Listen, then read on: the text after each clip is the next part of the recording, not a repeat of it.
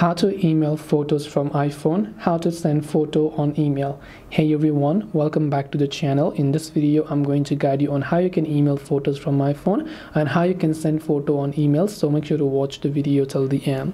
Depends on whether you're using Mail app or Gmail app. If you're using Gmail app, things are much more easier. If you use the Mail app, you're trying to send a picture to someone, you can see there's no add photo option, so instead you have to long press over here on the body. Then you'll find all these options. Just swipe right until you see the option called insert photo or video.